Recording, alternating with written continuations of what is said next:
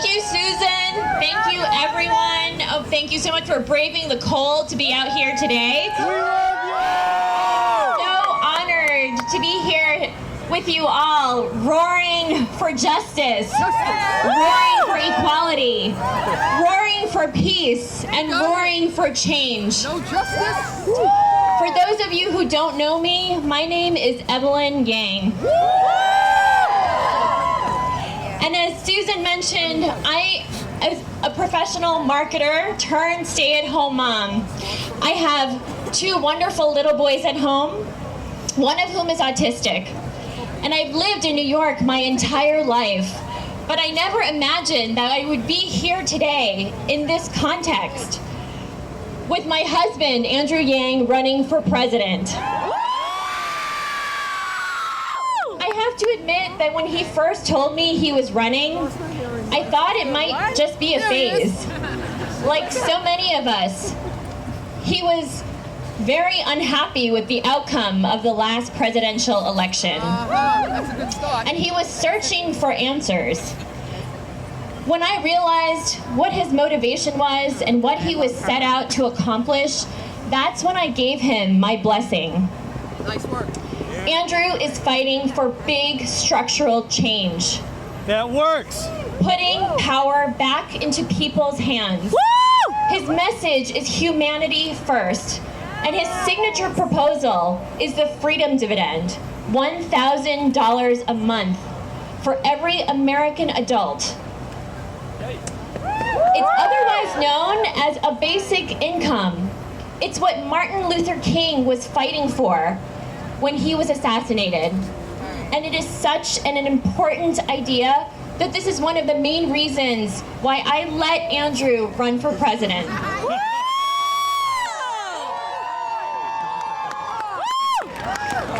1/3 of Americans are living in poverty.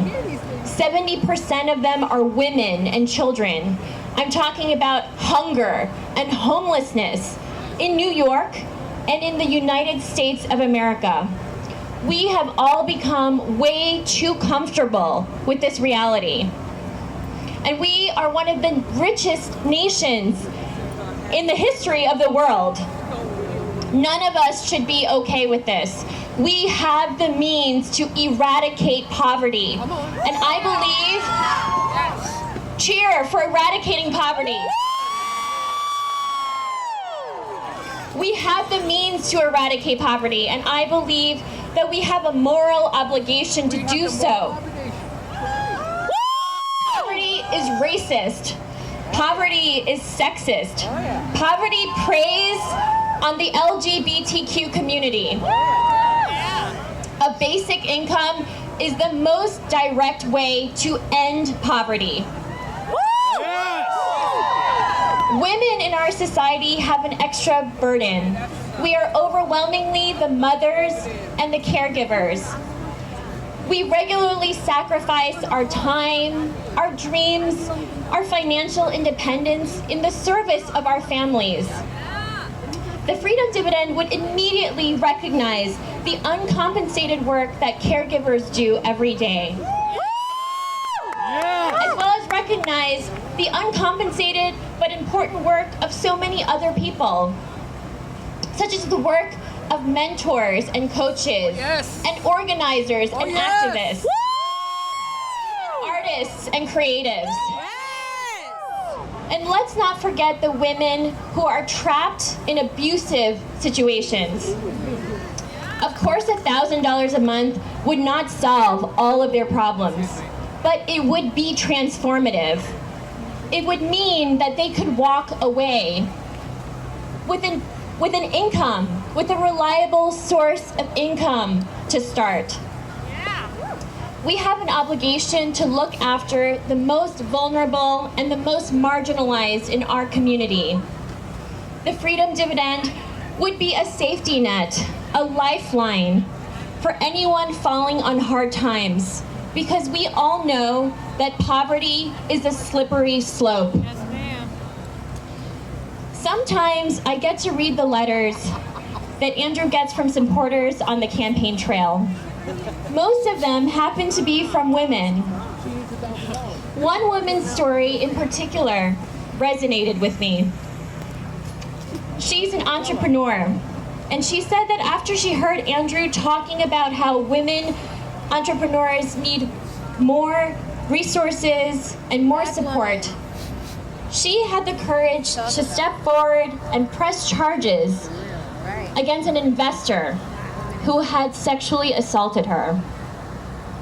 Her courage helped encourage mine. All right. Now, you might have heard that I'm standing here today also as a survivor of sexual assault. All right. All right. Evelyn! There are far too many of us. Yes, ma'am. Perpetrated by my OBGYN when I was 7 months pregnant with our first child.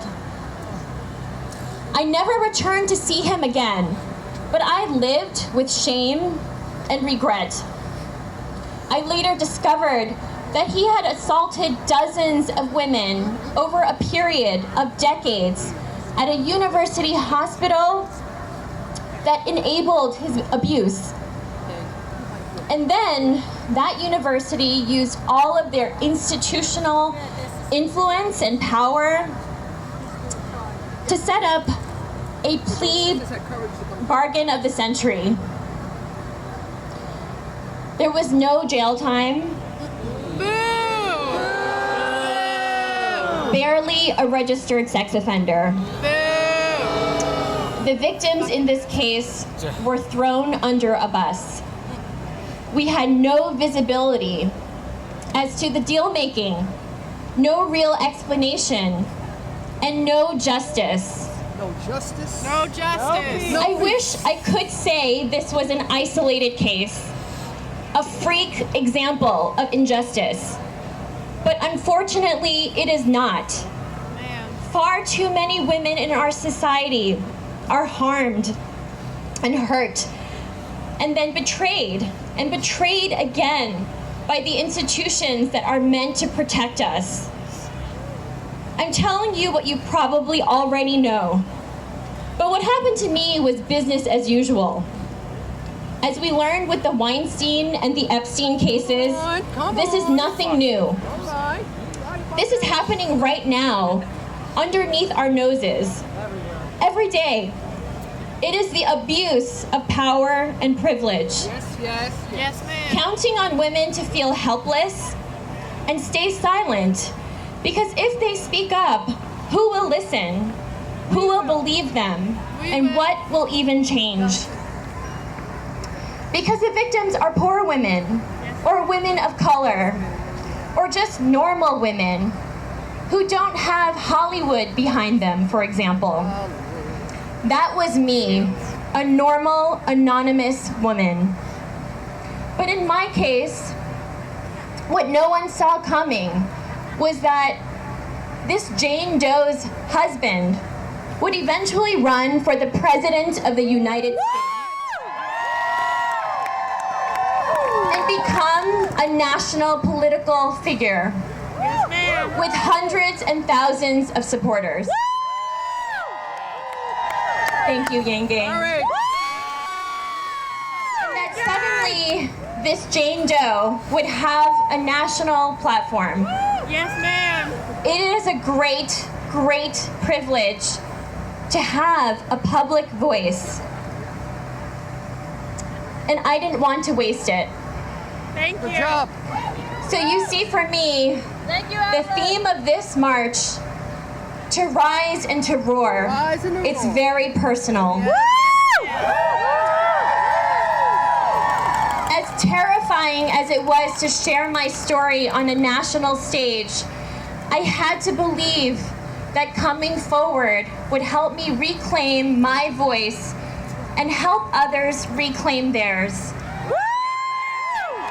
Otherwise, we would all just be another statistic in the shadows. That's We need to do better for our mothers, for our daughters, for our sisters, and for everyone who loves them. courage. We need to roar against sexual violence Yes. Yes. and roar against the culture of cover-up that so often follows. Yes. I am so humbled to be here with you today. Thank you for letting me share my story. Good job. Thank you. I hope that for those of you out there listening, you know that you are seen, that your story matters, and that you deserve to be heard. Courage. Thank you.